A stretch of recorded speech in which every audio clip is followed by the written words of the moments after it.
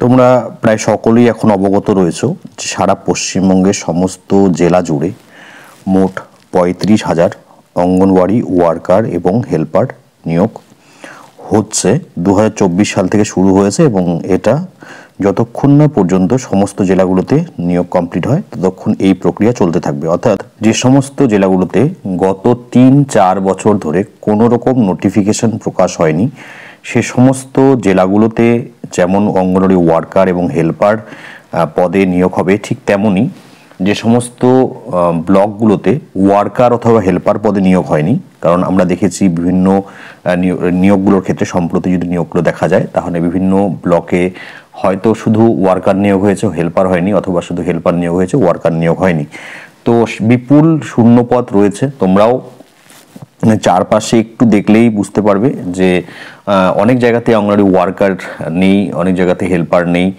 তো সারা পশ্চিমবঙ্গ জুড়ে মোট ৩৫,০০০ নিয়োগ এই চলছে এবং এটা কমপ্লিট হবে। তো সেজন্য তোমরা যারা আগামী দিনগুলোতে লিখিত পরীক্ষা দেবে ওয়ার্কার বা হেল্পার পদের জন্য, তোমরা জানো লক্ষ্মীর ভাণ্ডার প্রকল্প একটা অত্যন্ত গুরুত্বপূর্ণ প্রকল্প, যেটা তোমাদের পড়তেই হবে।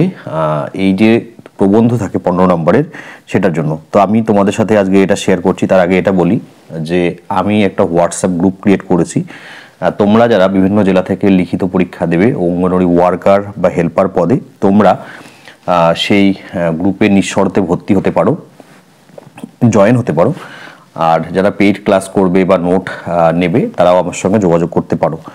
তো আজকে আমরা লক্ষ্মীর ভাণ্ডার প্রকল্প নিয়ে আলোচনা করব এবং এরকমই আরও প্রায় অনেকগুলো রচনা রয়েছে, সেটা ওয়ার্কার, হেল্পার, অঙ্গনওয়াড়ি কেন্দ্র, অঙ্গনওয়াড়ি কেন্দ্রের পরিষেবা, টিকাদান, সমস্ত বিষয়গুলোতে তোমরা যদি বিভিন্ন জেলার যে প্রশ্নগুলো সম্প্রতি যে সমস্ত প্রশ্নগুলো হয়েছে, বিভিন্ন জেলাতে নিয়োগ হয়েছে, তোমরা যদি দেখো তাহলে দেখবে সেখানে কোন কোন রচনাগুলো এসেছে। এবং আমি প্রিভিয়াসলিও আলোচনা করেছি, আজকে আরও একবার আলোচনা করে দিচ্ছি। আর আজকের আলোচনা মেনলি হচ্ছে লক্ষ্মীর ভাণ্ডার প্রকল্প নিয়ে। আধুনিক যুগের অনেক মহিলা বর্তমানে ঘরের ভিতরে বন্দি না থেকে বাইরে বেরিয়ে এসেছেন, বিভিন্ন পেশায় নিযুক্ত হয়েছেন। সর্বত্রই মহিলারা আগের চেয়ে অনেক এগিয়ে চলেছেন সাফল্যের সঙ্গে। অন্যদিকে আবার বহু মহিলা রয়েছেন যারা কেবলমাত্র গৃহকর্ম সম্পাদন ছাড়া অন্য পেশার সঙ্গে যুক্ত নন। সেই সমস্ত মহিলাদের অর্থনৈতিকভাবে স্বনির্ভর করে তুলতে লক্ষ্মীর ভাণ্ডার প্রকল্পটি রূপায়ণ। মহিলাদের হাতে অর্থায়নের মাধ্যমে প্রতিটি পরিবারে আয়ের সংস্থান করাই এই প্রকল্পের প্রকৃত উদ্দেশ্য। এর মাধ্যমে সমাজে আরও অর্থের যোগান বাড়বে এবং অর্থনৈতিকভাবে রাজ্যের অর্থনীতিতে গুরুত্বপূর্ণ ভূমিকা নিয়েছে এই লক্ষ্মীর ভাণ্ডার প্রকল্প। নারীর ক্ষমতায়নে একটি পদক্ষেপ লক্ষ্মীর ভাণ্ডার প্রকল্প। এর দ্বারা গৃহবধূরা সামান্য হলেও অর্থনৈতিক স্বাধীনতার মুখ দেখেন। সারাদিন ধরে মজুরি ছাড়া গৃহকাজ করে যাওয়া নীরব কর্মী বধূ সামান্য খরচ করার জন্য নিজের স্বামী অথবা সন্তানের মুখাপেক্ষী হয়ে আর থাকেন না বা থাকবেন না। তো তোমরা সকলেই জানো যে এই লক্ষ্মীর ভাণ্ডার প্রকল্পে বর্তমানে যারা এসসি এবং এসটি সম্প্রদায়ের যারা রয়েছেন মহিলারা, তারা বর্তমানে ১২০০ টাকা করে পেয়ে থাকেন এবং জেনারেল এবং ওবিসি সম্প্রদায়ের মহিলা যারা আর্থিকভাবে পিছিয়ে রয়েছেন, যারা লক্ষ্মীর ভাণ্ডার প্রকল্পের আওতায় রয়েছেন, তারা প্রত্যেকে প্রতি মাসে নিজের অ্যাকাউন্টে ১,০০০ টাকা পেয়ে থাকেন।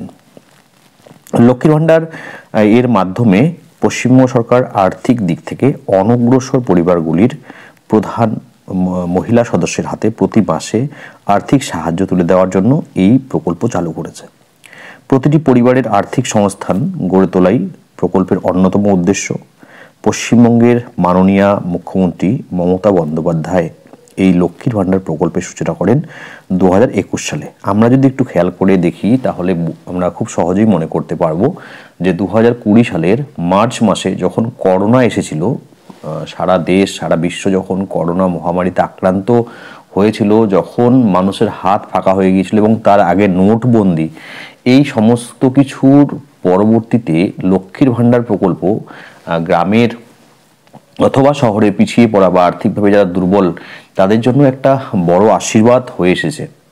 প্রতি মাসে তাদের অ্যাকাউন্টে ৫০০ টাকা বা ১,০০০ টাকা সে সময়টা পাওয়াটা সেটা একটা অনেক বড় আশীর্বাদ অনেকের কাছে হয়ে এসেছিল সেই সময়টা, এবং সেটা এখনও চলছে। এই প্রকল্পের জন্য মহিলারা প্রতি মাসে যে টাকা পাচ্ছেন সেটা তাদের জীবন নির্ধারণের জন্য কিছুটা সাহায্য করছে।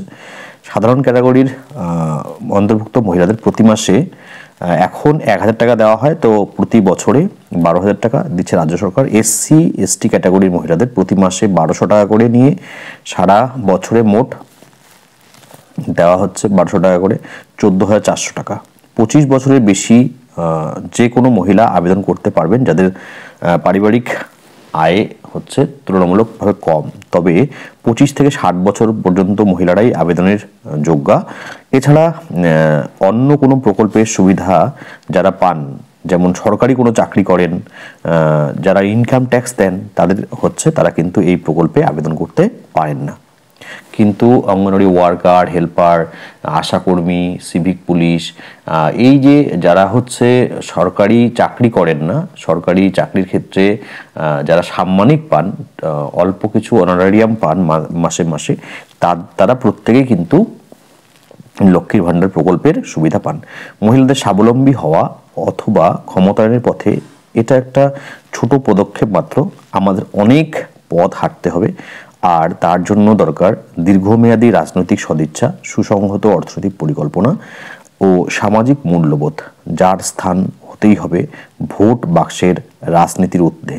তো এই ছিল তোমাদের জন্য একটা রচনা, লক্ষ্মীর ভাণ্ডার প্রকল্প। আশা করব যে এই প্রকল্প, এই যে রচনাটা তোমাদের ভালো লেগে থাকবে।